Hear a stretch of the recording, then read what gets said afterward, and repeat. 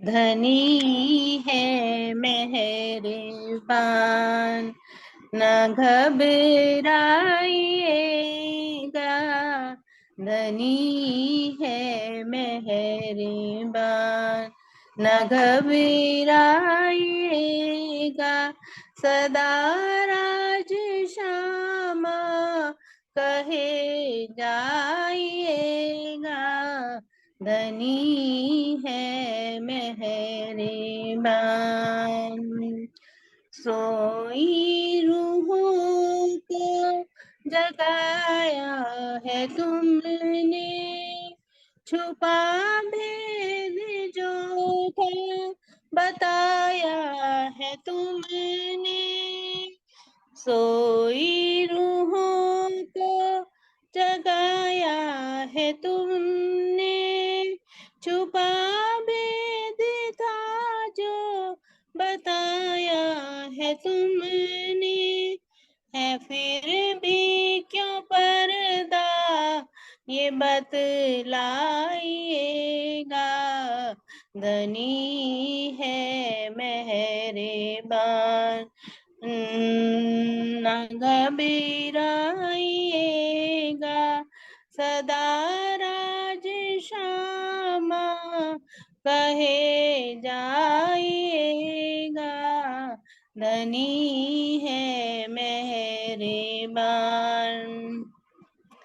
लाखों मुसीबत भी आए तो क्या है, धनी भी तो संग अपने आए यहाँ है। लाखों मुसीबत भी आए तो क्या है, धनी भी तो संग अपने आए यहाँ है। ईमान से अपने न गिर जाइएगा। यकीन लाइएगा, यकीन लाइएगा। धनी है मेहरबान, न घबराइएगा। धनी है मेहरबान, न घबराइएगा। सदा राज श्यामा कहे जाइएगा। धनी है मेहरबान। है साहिब की साहिबी समझना भी मुश्किल, उन्होंने बनाया हमें अपने काबिल। है साहिब की साहिबी समझना भी मुश्किल, उन्होंने बनाया हमें अपने काबिल। हकीकत से ना तुम बहक जाइएगा, संभल जाइएगा, संभल जाइएगा। धनी है मेहरबान, न घबराइएगा। सदा राज श्यामा कहे जाइएगा। धनी है मेहरबान, धनी है मेहरबान। बोलो सदगुरु महाराज की जय, प्राणनाथ प्यारे की जय। प्रणाम जी, प्रणाम जी, सखी जी, बहुत बहुत धन्यवाद। वास्तव में मेहरबानी है ना।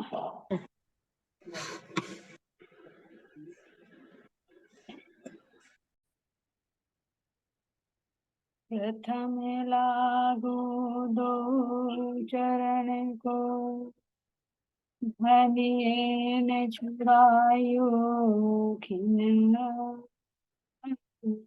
लाख कली लाडलियां जीव के ही जीवन, इन पाँव तले पड़ी रहूं, धनी नजर खोलो बातुन, पलने वालों निरखुने थे, मेरे जीव के ही जीवन। श्री मामति चाही चरण को, कर मन शावाचा कर मन, आयो बैठो मेरे संग, मेरे जीव के ही जीवन, मेरे जीव के ही जीवन। बोले श्री प्राणनाथ प्यारी की जय, श्री सद्गुरु महाराज जी की जय, श्री पन्ना धाम की जय, सर्व सुंदर साथ की।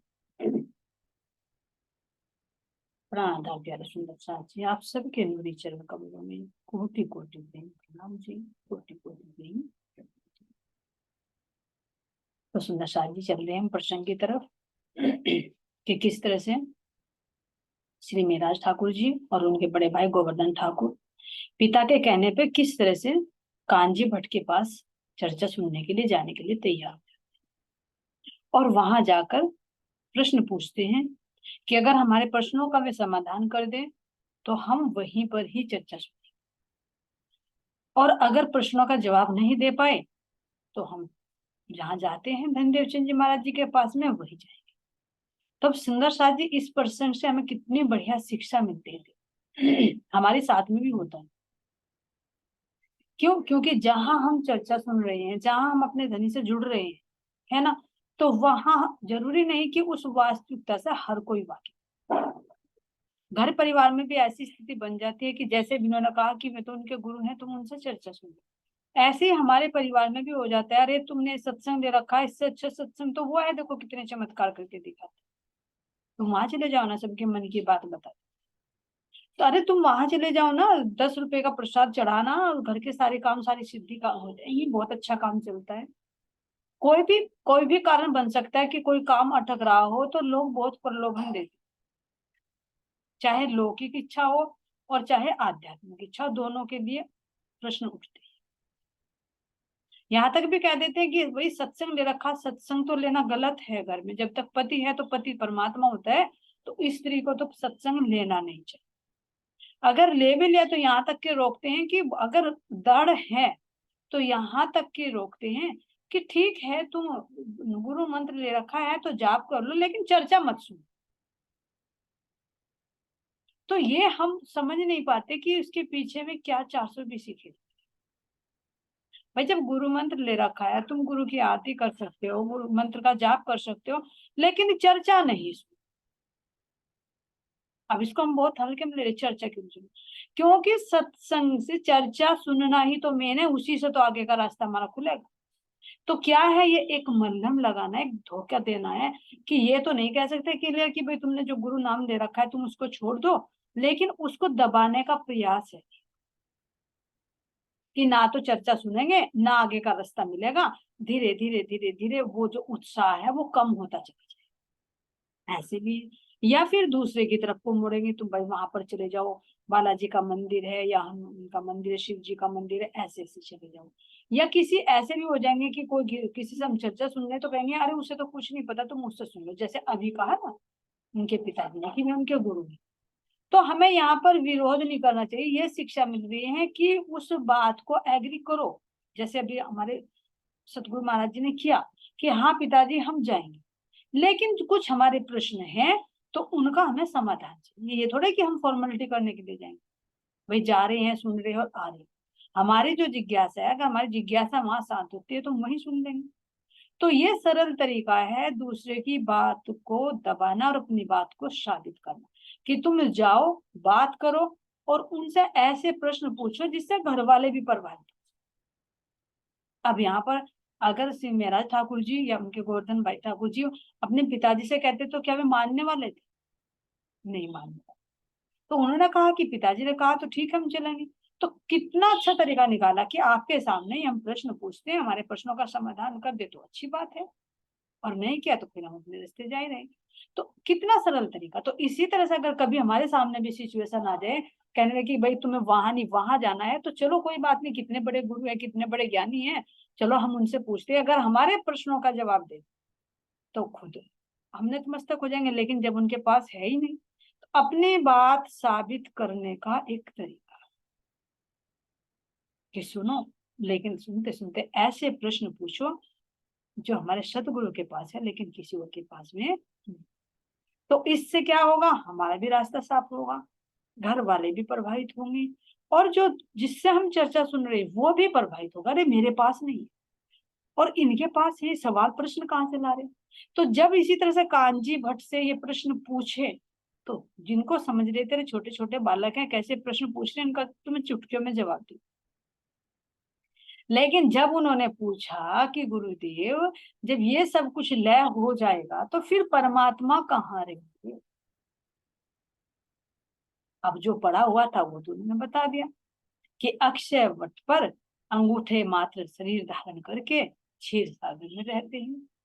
अब ये जो है ये मंथन का आ गया कि कहाँ रहते, इतना तो पढ़ लिया, दोनों चीज पढ़ ली, लेकिन दोनों की कड़ी से कड़ी मिलाना, तो यह विवेक किनके अंदर आया, श्री महाराज ठाकुर जी के अंदर, क्योंकि सुनना की चर्चा उनके अंदर कहाँ से आया कि यही मंथन है उसमें साझे आंकड़ी से आंकड़ी होगा, ये पता चल जाता है, एक खाली पढ़ना और एक उसका मंथन करना। तो पढ़ लिया कि 5 तत्व हैं, 3 गुण हैं, 14 लोक है, 4 तरह की प्रलय है, और ऐसे क्षीर सागर में विष्णु भगवान रहते हैं। लेकिन इसके अंदर से मंथन करना कि आखिर जब प्रलय हो जाएगी तो वो कहाँ रहेंगे, फिर वो कहाँ रहेंगे, क्योंकि भागवत के अंदर भी सुंदर साथ जी वर्णन आता है कि जो जब ये सब लोक लय हो जाते हैं तो फिर कहाँ क्षीर सागर बने रहेगा, कहाँ फिर वो वृक्ष रहे, जब महाप्रलय में कोई भी चीज नहीं रहती। तो श्रीमद् भागवत के 10वें स्कंद का 4था श्लोक है जिसमें कहा कि जब महाप्रलय में सब कुछ नष्ट हो जाता है तो फिर वो वृक्ष कहाँ पर रहेगा। तो ये मंथन तो उनके पास नहीं था। तो यही सुंदर साथ जी हमारी वाणी का भी मंथन, ये नहीं खाली पढ़ लिया, कहा महाराज जी क्या कह रहे हैं, फिर उसका उस चौपाई से कैसे कनेक्शन जुड़ता है। तो इस तरह से कह रहे हैं।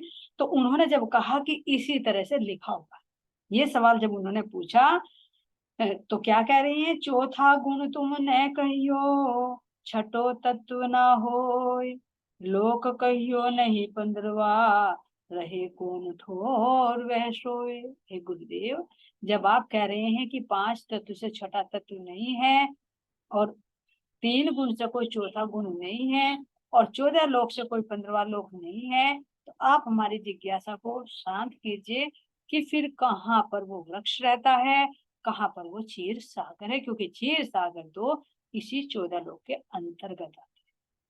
तो फिर वो कोई अलग है क्या इससे, और अलग है तो फिर वो कौन सा लोक है, क्योंकि 15वां लोक तो आपने बताया ही नहीं, तो जाहिर सी बात है। तो ये बात सुनते ही क्या कह रहे हैं, तब भट्ट की सुध बुध गई, कही ये जवाब ब्रह्मा से ना होय, तब कहीं तहा पिता ने तुम्हारे चित आवे करे सोए।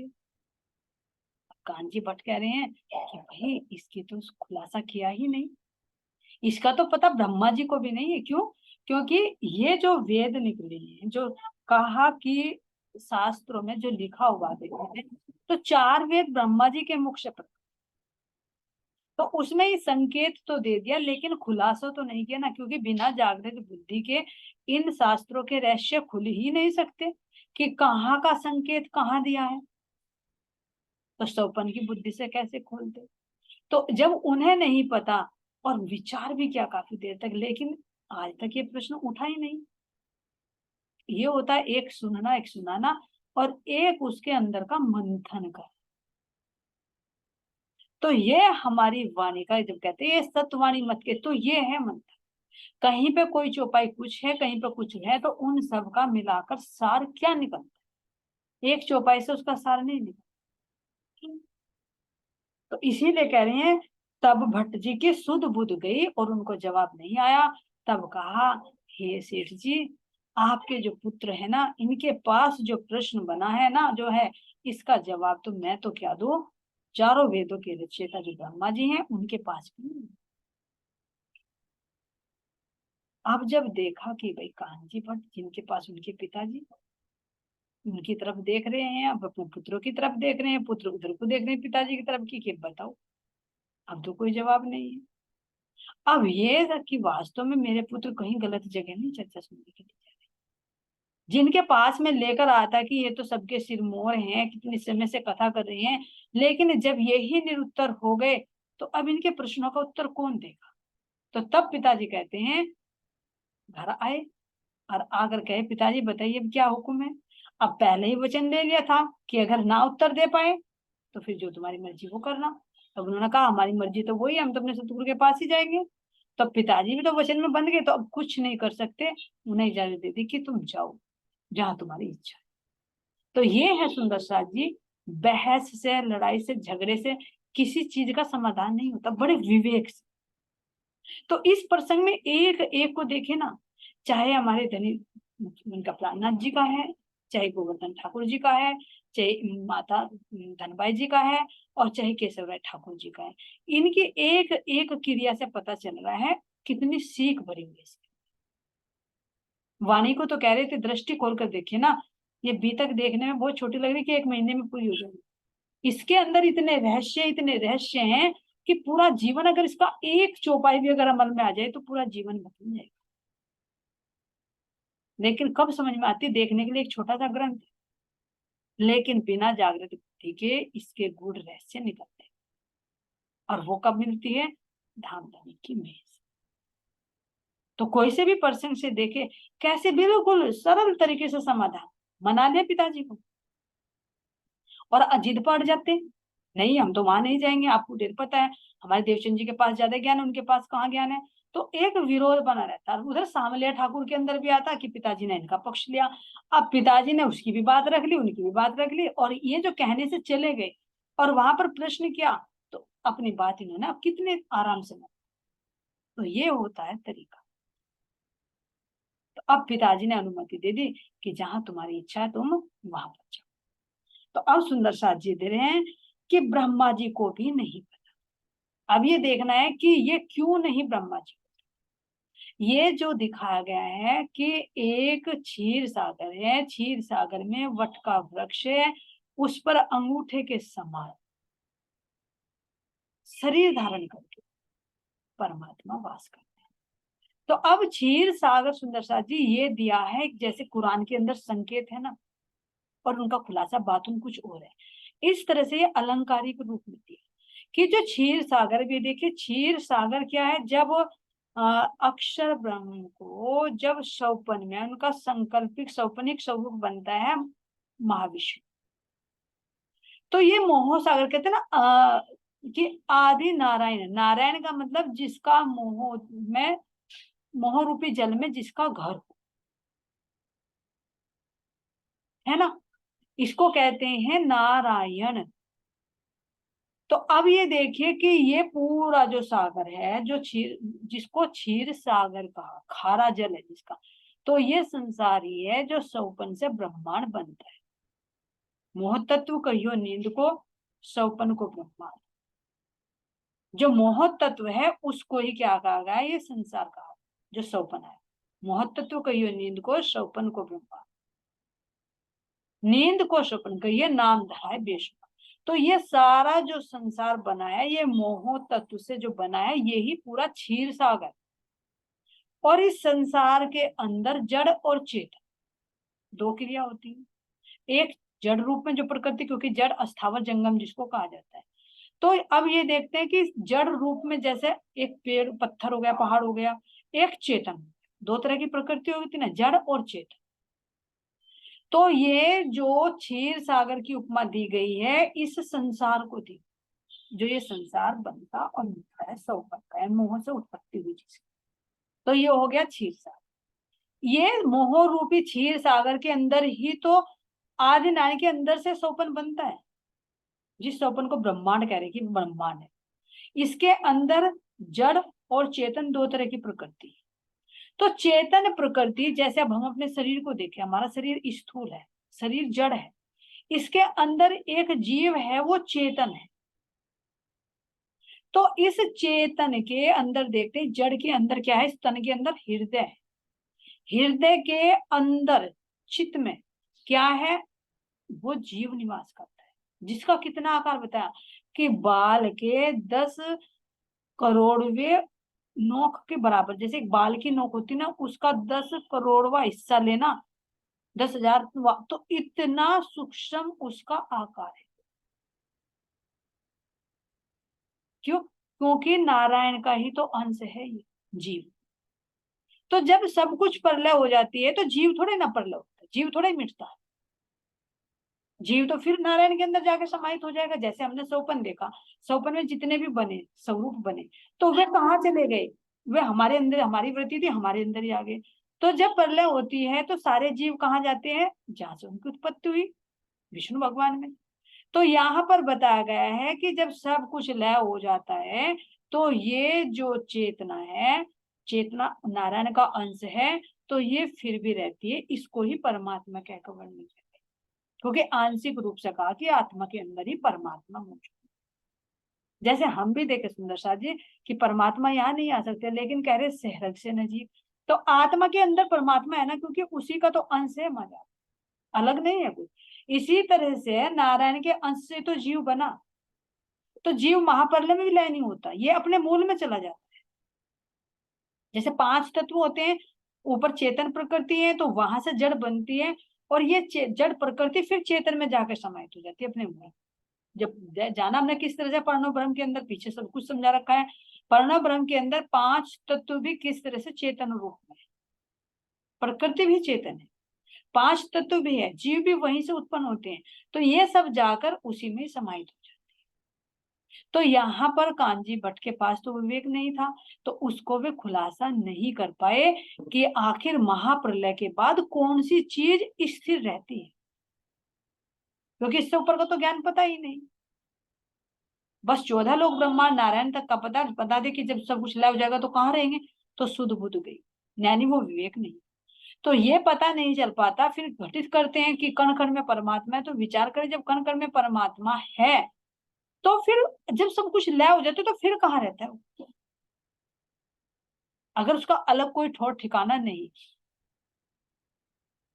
लेकिन है, शास्त्रों में भी लिखा हुआ है, वेदों में भी उठाओ तो दिव्य ब्रह्मपुर धाम, कुरान में भी देखो 4 आसमान, चौथे आसमान में बताया है, यहाँ पर भी उसकी सत्ता है, लेकिन वो इनसे भी अलग है। जैसे अब कहें कि हृदय के अंदर जीव है, चेतना है, लेकिन उस चेतना को ये तो नहीं कह सकते वो तो हृदय में स्थित बता दी कि हृदय में स्थित है, लेकिन अंग अंग में तो, रोम रोम में तो उसकी सत्ता चल रही है ना, उसकी पावर चल रही है ना, जो 10 प्राणवायु के अनुसार हमारी शरीर की क्रिया होती है।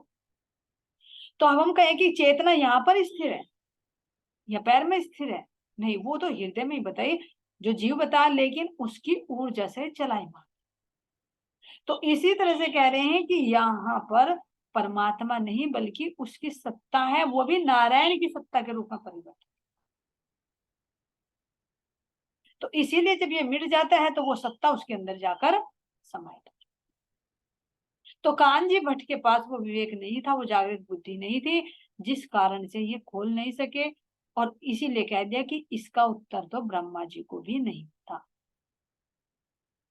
और धनीदेव चंद जी महाराज जी के पास तो सब कुछ सुन ही रहे थे, अखंड ब्रजराज का पूरे तीनों का चौथे आसमान तक का पता बता दिया था, तो फिर कहाँ छोटे छोटे सवाल थे। तो ये देखो, इतने बड़े होकर भी, इतना ज्ञान लेकर भी कितने छोटे सवाल पूछे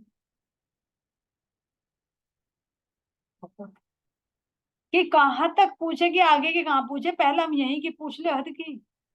नहीं तो अभी आया ना, सूक्ष्म रूप से परम धाम तक की बातें बता दी थी, ब्रजराज की बता दी थी, बीज रूप में तो दे दिया। अब यहाँ अगर कितने छोटे लेवल के प्रश्न पूछे, लेकिन जब उनमें ही अटक गए तो फिर आगे भी कैसे। तो इसीलिए हम किसी से भी उसका लेवल देखकर चर्चा करनी चाहिए।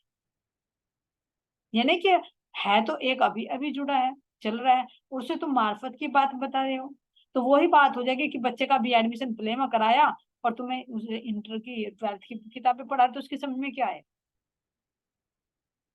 तो इसी तरह से यहाँ पर भी दोनों भाइयों ने बहुत छोटे लेवल के प्रश्न पूछे, लेकिन उनमें भी वे अटक गए।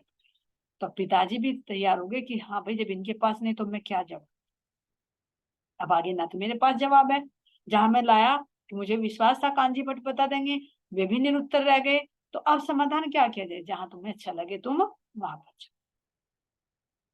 तो इस तरह से सुंदर साथ जी यहाँ पर चर्चा चलती है।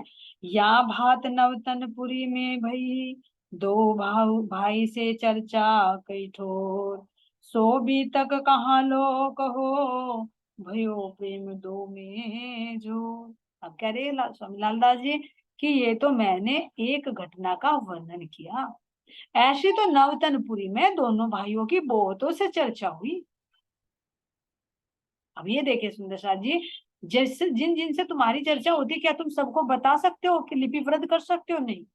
और ये तो इतने ज्ञानी हो चुके थे, साक्षात इंद्रावती इनके अंदर, साक्षात राज्य महाराज जी को इनके अंदर विराजमान होना है, तो इनके अंदर तो पूरा भंडार है, तो कितनों से चर्चा हुई। इसलिए यहाँ पर संक्षेप में कह दिया स्वामी लालदास जी ने कि इस तरह से नवतनपुरी में दोनों भाइयों की कईयों से चर्चा हुई, क्योंकि इनके अंदर वास्तविकता है और बाहर सपन की बुद्धि होने के कारण कोई भी इनके प्रश्नों का उत्तर नहीं दे। सो भी तक कहाँ लो कहूँ, भयो प्रेम दो में जो। अब जितने उनका बीता उनको मैं कहाँ तक कहूँ। तो इस तरह से चर्चा चलते चलते करते करते दोनों भाई जहां भी जाते चर्चा करते, तो स्वाभाविक है प्रेम बढ़ेगा ही, घटेगा नहीं, क्योंकि ये आत्मा का संबंध है। तो दोनों भाइयों में प्रेम इतना बढ़ गया, इतना बढ़ गया कि एक दूसरे के बिना भी रहे नहीं। लेकिन अब धामधनी को यहाँ पर कोई और क्रिया कर, कुछ और दिल में ले रखा है कि जब इतना लगाव है, इतना लगाव है, तो अब गोवर्धन भाई ठाकुर जी यहाँ अपना तन छोड़ दे। अब जब इतना लगाव भाई से, ये एहसास करना सुंदर से, कोई यहाँ पर भी देखे कि परिवार का सदस्य चला जाता है तो कितना दुख, जिससे केवल एक संबंध, और यहाँ तो दो नाते की बात हो रही है, जिससे आत्मिक आहार मिलता है, जिससे कोई प्रसंग अटक गया तो तुरंत पूछ लेंगे, हाँ भाई बता, हाँ सतगुरु महाराज जी ने आज क्या क्या बताया था, उसका रिविजन करते। कहीं चलना होता तो एक सवाल देता तो दूसरा पूछता, हाँ भाई चल आज वहां चलते हैं, उसके प्रश्नों का जवाब देना। जो एक पल एक साथ रहते, हर पल दिन रात, तो उनमें कितना घनिष्ठ प्रेम। तो ये समय फिर ऐसा आता है यहाँ पर गोवर्धन भाई ठाकुर जी अपना तन छोड़, बरस 24 मास 10, ऊपर भय 5 दिन, तहाँ लो शोभत रहे, बीच गिरो मोमिन, बीच गिरो मोमिन। अब कह रहे हैं कि श्री महाराज ठाकुर जी की उम्र यहाँ पर अब जा 24 वर्ष 10 महीने 5 दिन की, और मिले थे कम 12 वर्ष 2 माह 10 दिन। अब यहाँ पर 24 वर्ष के हो चुके, 24 क्या 25 ही लगाए, क्योंकि 10 महीने हो चुके, 10 महीने 5 दिन, तो 25 वर्ष उम्र हो गई है श्री महाराज ठाकुर जी की। तो इस समय उनके जो बड़े भाई थे, तो उन्होंने अपना तन छोड़ दिया, विधान गमन उनका। और कह रहे हैं ताहलो सोबत रहे बीच गिरो मोह। अब सुंदर साथ के समय में श्री महाराज ठाकुर जी जो इतने दिन तक अपने भाई के साथ में सुंदर साथ के अंदर शामिल थे। अब यहाँ पर वर्णन कर रही हैं, संवत 1700 बोरोत्रो, भादो मास उजालापक, चतुर्दशी बुधवार की हुए दृष्टे अलख। अब विक्रम संवत 1712 में ही धनी देवचंद जी महाराज जी भी अपना तन छोड़ देते हैं, अंतर ध्यान हो जाते हैं। और वो कौन सा है सुंदर साथ जी? भादो का महीना है, शुक्ल पक्ष है, और शुक्ल पक्ष की चतुर्दशी बुधवार का दिन। इस दिन में भी अपना तन छोड़ देते हैं और फिर तन छोड़कर उन्हीं के हृदय में बैठकर कैसे लीलाएं करते। रहे लौकिक काम में थे वजीर के कामदार, लौकिक से जुदा हुए रहे तरफ परवरदिगार। अब कह रहे लौकिक काम। सतगुरु श्री निजानंद स्वामी के अंतर ध्यान होने के बाद में श्री महाराज ठाकुर जी फिर हो जाते हैं। अभी आगे की लीला चलेगी, बिना अभी अंतर ध्यान नहीं होंगे। ये चौपाई आगे यहाँ पर स्वामी लालदास जी ने दी है, इसलिए मैं इसको ले रही हूँ। तो जब संसारिक कार्य में भी लगे हुए हैं, थोड़ा घर का भी काम करते हैं, और इधर अभी अपने भाई से भी बहुत लगा। और जब धनीदेव चंद जी महाराज जी तन छोड़ देते, उसके बाद भी थोड़े से लौकिक कार्यों में रहते हैं और रहे तरफ परवरदिगार। तो इसलिए कह रहे सुंदर साथ जी कि सब धनीदेव चंद जी लौकिक से जुदा हुए रहे तरफ परवरदिगार। जब वे तन छोड़ देते हैं, धनीदेव चंद जी महाराज जी को बुलाते हैं प्राणनाथ जी को, तो वे लौकिक कार्य छोड़कर धनी पर समर्पित होकर जागने कार्य के लिए निकल जाते हैं। लेकिन अभी बीच में कुछ प्रसंग है जो कह रहे हैं, श्री महामती कहे मोमिनो जिन पर हुआ मेराज, सो खासल खास उम्मत है तन मार डारत हक काज। अब श्री महामती जी कह रहे हैं कि जिन मोमिनों को राज जी महाराज जी के दर्शन होते हैं, जिन हुआ महराज, महराज का मतलब दर्शन, तो थोड़ी सी भी अगर अनुभूति होती है सुदर्शन, तो ये पक्का बता रहे हैं कि वो परम धाम की मोमिन है। मन में शंका नहीं लाने की है, नहीं है। क्यों? क्योंकि अगर हम उसके ना होते तो क्यों उनकी चर्चा सुनते, क्यों दिल में इतना प्रेम होता? क्योंकि अपनों से ही तो लगा होता है ना, किसी गैर से थोड़ी। वो तो पात्रता के अनुसार है, कब दर्शन होता है कब नहीं होता। तो जैसे दे कह रहे हैं यहाँ पर स्वामी लालदास जी कि जिनको धनी का दर्शन होता है वो निश्चित रूप से परम धाम के आत्मा है। खासल खास उम्मत है तन मार दारत हक काज। ये पहचान बता रहे हैं कि वो खासल खास मोमिन है जिनको धनी का दर्शन होता है, और फिर वो धनी के इस जागने कार्य में अपना तन मन धन सब कुछ कुर्बान कर देते। तो ये किसकी पहचान बता रहे यहाँ पर? इंद्रावती सखी की, कि कैसे सतगुरु महाराज जी जब अंतर ध्यान हो जाते हैं तो वे लौकिक कार्य को छोड़कर पूरा तन भी मन भी धन भी, अभी सुनेंगे कि धन से भी कैसे सेवा करते हैं, सब कुछ धनी पर समर्पित कर देते हैं। कह रहे हैं कि तन मार डारत हक काज, हक के कार्य के लिए वो अपने आप को पूर्ण समर्पित कर देते, वो फिर आराम से नहीं बैठे। तो ये मोमिनों की पहचान बता रही हैं, और यहाँ पर इंद्रावती सखी इस पर खरी उतर रही, ना तन की परवाह, ना धन की परवाह, और ना ही मन की परवाह। मन को भी पूर्ण रूप से समर्पित है। कैसे? आगे आगे कसनी कसनी, तो ये आगे चलेगी कसरत। कैसे तन भी न्यौछावर करेंगे, मन भी न्यौछावर करेंगे, और धन भी न्यौछावर करेंगे, कमाकर भी न्यौछावर करेंगे, और जो घर में पत्नी के आभूषण होंगे उनको भी सतगुरु के चरणों में कैसे समर्पित। तो ये खास और खास मोमिन की पहचान इसके अंदर बता रहे हैं, जिस पर हमारी इंद्रावती सखी खरी उतर रही है। श्री महामती कहे मोमिनो जिन पर हुआ मेरा आज, सो खासल खास उम्मत है तन मार डारत हक काज, तन मार डारत हक काज।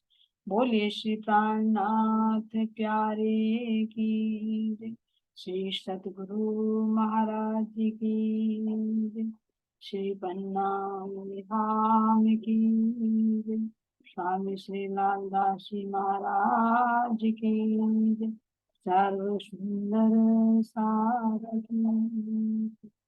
प्रणाम जी सभी साथ के चरणों में कोटि कोटि प्रेम प्रणाम जी। सुंदर साथ जी, थोड़ी सी चौपाई आगे पीछे आ जाती है तो इसका प्रसंग ले लेते हैं, थोड़ा सा बोलने में मिस्टेक हो जाती है तो उसके लिए क्षमा करना, क्योंकि कुछ प्रसंग पीछे रह गया था तो वो आगे। यहाँ पर अभी देवचंद जी महाराज जी के साथ में रहेंगे, चर्चा चलेगी, लेकिन यहाँ पर चौपाई है अंतर ध्यान की, तो इसलिए मैंने इसको लेना उचित समझा। ठीक है। प्रणाम जी, सभी सुंदर साथ के चरणों में कोटि कोटि प्रेम।